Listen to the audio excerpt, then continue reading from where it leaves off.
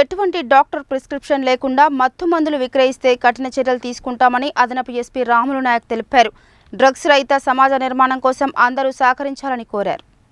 నల్గొండ జిల్లాను డ్రగ్స్ రహిత జిల్లాగా మార్చడమే లక్ష్యంగా మిషన్ పరివర్తనలో భాగంగా జిల్లా ఎస్పీ శరత్ చంద్ర పవార్ ఆదేశాల మేరకు అడిషనల్ ఎస్పీ రాములు నాయక్ ఆధ్వర్యంలో నల్గొండ పట్టణంలోని మెడికల్ దుకాణాలు, ఏజెన్సీ యజమానులతో ప్రకాశం బజార్లోని కెమిస్ట్ అండ్ డ్రగ్గిస్ట్ అసోసియేషన్ హాల్లో సమావేశం నిర్వహించారు.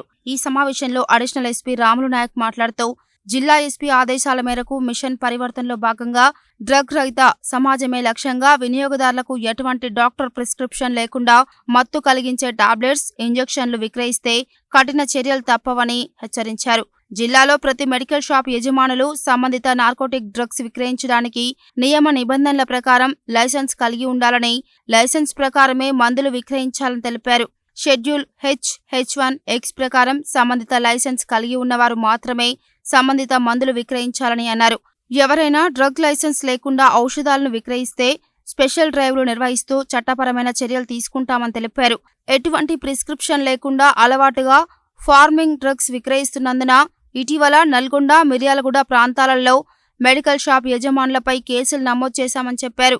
18C drugs and cosmetics act 1940లోని సెక్షన్ 27B(I) ప్రకారం బిల్ నెంబర్, డాక్టర్ పేరు, వినియోగదారుని పేరు, డ్రగ్ పేరు అన్నిటినీ రిజిస్టర్లో నమోదు చేయాలని, లేకపోతే శిక్షార్హులు అవుతారని అన్నారు.